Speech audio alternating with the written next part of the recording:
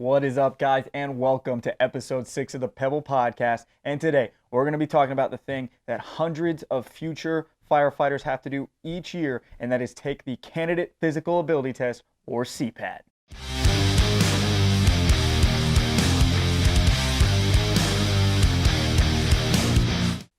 Okay, so you're wondering, what is the Candidate Physical Ability Test, or CPAT? Well, like I said, every year hundreds of thousands of people will go to attempt this test. It's a physical test. You have 10 minutes and 19 seconds or less. That's right, you can't even hit 10 minutes or 20 seconds to complete 8 events. And not only do you have to complete 8 events, but you have to walk 85 feet in between each event. And not only do you have to do all that, but you have to do it while wearing a weighted vest, hard hat, and gloves. And not your own. That's the worst part. You have to wear the same ones that everyone sweats in all day. So, without further ado, I want to first show you a couple other people's thoughts on what this test is and what the hardest part was, and then I want to show me doing the test, while also telling you how I felt during it. By far the hardest part is the Stairmaster. The worst thing about the CPAT is the Stairmaster, in my opinion. I think for me personally, the hardest part was the very beginning when you're waiting to start. And you kind of get a little bit psyched out a little bit if you're not in shape. It is kind of a psych for you. Definitely the hardest part of the CPAT for me was the stair climber, just because that kind of like sets the tone for the rest of the CPAT. For me, the hardest part of the CPAT was the dummy drag. You have to take a 165-pound dummy and drag it over the length of a specific distance back and forth.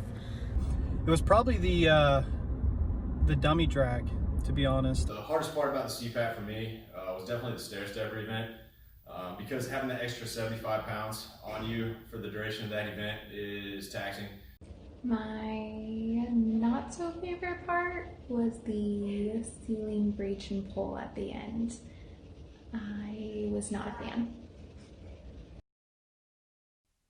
Okay, guys, so we are going to review this footage on the iPhone 11 Pro Max. Just kidding, you're going to see it around on the screen somewhere.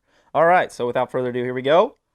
So, event number 1 is a stair climb. You get on a stair mill machine. This one's relatively old, the one we use at my testing site. And you put on the weighted vest, the hard hat, the gloves, the chin strap on the helmet. And then you actually add additional weights to your shoulders, which are the big red things. And those are 12.5 pounds each. And then the vest is 50 pounds, I believe, which puts it at 75 pounds or something like that. I think in total it needs to actually add up to 80 pounds. So I've started the stair mill. It's 3 minutes and 20 seconds total on the stair mill. The first 20 seconds is a warm-up, and it actually does not count towards your test, but you do have to do it. A lot of people hate that, and it confuses the crap out of them. So the first 20 seconds, the even more confusing part, is that you're going to be walking at 50 steps per minute. And then on the actual 3 minutes, the tested portion, you're going to be walking at 60 steps per minute. And the best part is you cannot touch the rails during the actual test. Warm up, touch the rails.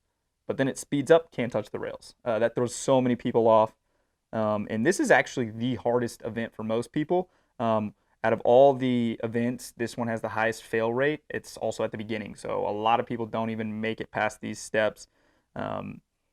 Training for it, a lot of people, I always tell people, get on a stair mill. I mean, that's the easiest way to do it. But a lot of cardiovascular endurance translates into this exercise, and then also just leg workouts, muscular endurance.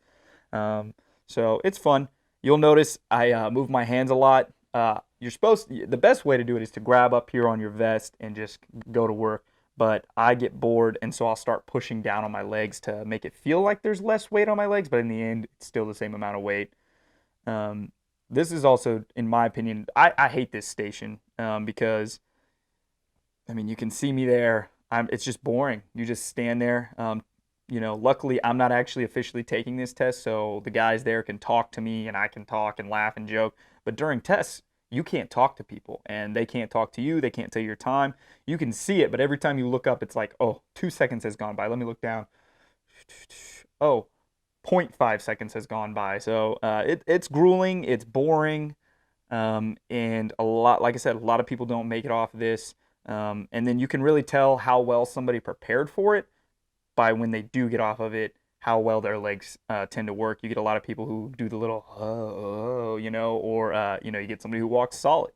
Fortunately, I walked solid. And I also made a mistake before I even started this. I threw down the gauntlet and I was like, guys, I'm going to run this course. So I'm not going to spoil it. Whether or not I pass it, you got to watch till the end and see my time. I did time it. Again, you have to do all of this in less than 10 minutes and 20 seconds. And you already have to start off with 3 minutes, no matter what, 3 minutes on this stair mill. So I'm starting to get tired at this point. I'm not a stair mill guy. I do a lot of stair mill training on my own, so luckily that helps, but I never wear weighted vests, especially not that heavy. And at this point, you just are bored. So getting close. We'll see how long this takes. I haven't even been keeping track of how long we've been watching, so I think I'm getting close here. You can start to tell when people get tired, they'll also start slanting back and forth. You are allowed to bump off of those handrails, but again, you can't grab the handrail. You can't grab anywhere. You can't put your hand on the wall. Any of those are immediate disqualifications. All right, so I just finished it. I shed those weights. Usually the proctor takes them off, but I was trying to be a badass, and I'm speed walking, and you can tell that is an awkward walk too, because my legs, they're feeling it. And I'm also, this is the only part. I'm gonna pick up this hose, right, and I'm gonna run 85 feet, drag it around a drum, and then drop 20 and start pulling the hose towards me. Now that part where I just ran is the only portion of the test that you can actually run in. And then once you've hit that box, you can't run anymore. So you'll notice, like that walk from the stairs to the hose, I awkwardly walked very fast. And that's just to make up for time. Just finish that hose drag. You just pull a certain mark to you. It's the second black mark. A lot of people get confused. We have yellow marks on the hose for putting it away. That confuses them, so we always have to remind them, hey, it's the second black mark. Onward, you walk that 85 feet. You got to take these 2 pieces of equipment, which are saws, out of the cabinet, like you're taking them out of a truck. And you're going to walk them 85 feet around a cone and back. You can't drop them. That is a fail. Again, can't run, so it's all walk. Actually, I almost fell on this station because I was walking fast and the tool started dangling a little bit. And you can see right there, I'm just in an awkward walk position. Again, put them both on the ground. Pick one up at a time. Place it in the cabinet safely. That is a pass-fail critical deal. And then I'm off. Fast walking again. It's starting to catch up to me here that I'm getting tired, but right on. So these are the ladder raise and extensions. The next station, you got to raise this ladder to the wall using every rung. Can't skip a rung against the wall, and then you got to extend the second ladder all the way up and then lower it back down. You'll see me just grabbing that rope, and then again lower it back down. You cannot let it slide between the rope slide between your hands. That's also a fail. Again, power walking. You can see. This is all about pace, this test, and the only time we ever have people time out is when they have terrible pace on that walk. So onto the sledgehammer. The next event is a forcible entry, and you are just pounding this device. I don't even know what it's called until you hear a buzzer. You might hear in the background, and I just boom, did it. The average amount of hits on that is like 8, but it can go as high as I've seen 22, just depends. Again, doing an 85-foot walk, and I'm going into the search maze. Next event, you go through a dark search maze. That is actually what it's called.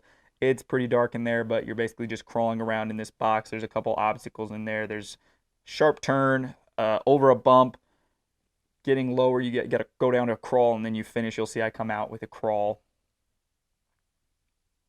They're peeping. They want to see how fast I'm going. It's my good friend Tyler Bloom.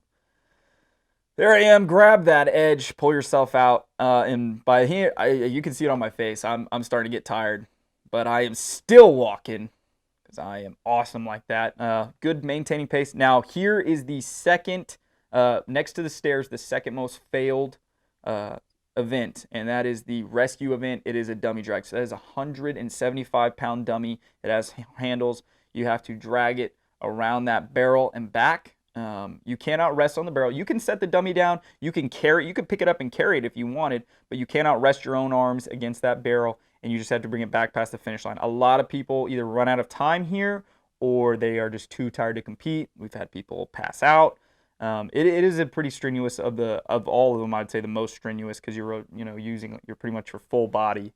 And again, I'm walking and I'm feeling good here because I'm going to the final event. I'm doing this 85-foot walk and I'm finishing with event number 8. There's my time. I didn't know it. I thought I was closer to 8 minutes at that moment, but final event is the Moltar machine push-pull. So this is simulating going and tearing up ceiling, looking for extension. You've got to push up 3 times, pull down 5 times. Those are both 35-pound weights. You have to do 3 and 5, 4 sets. So powering through that, I kind of was feeling good at that point. So finishing out, throwing them up, pulling them down all the way through, almost there. Remember, it's 4 sets, and you got to do all this in under 10 minutes and 20 seconds. I might make it look a little easy. As the channel knows, I've been working on my conditioning. Here I am finished. Look at that time, 7 minutes and 13 seconds. Not only did I complete it, but I was actually the course record for that day. I was pretty excited. So yeah, fun times. I hope next month, well, this month actually, September, I'm going to try again, see if I can get a sub 6 minute, well, not sub 7 minute, somewhere in the 6 minute range. I think I can do it if I power walk a little faster. But yeah, so guys, that is the Candidate Physical Ability Course, or CPAT. And if you ever want to give it a try, let me know. Comment down below if you think you could pass it or if you've taken it before. Don't forget to like, comment, and subscribe, guys. Thanks again.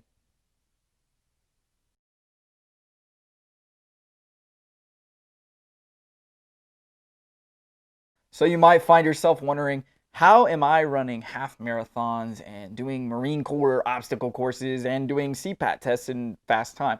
Well, when I work out, I have to supply myself afterwards, and the only way I can do that is with the help of my friends over at Redcon 1.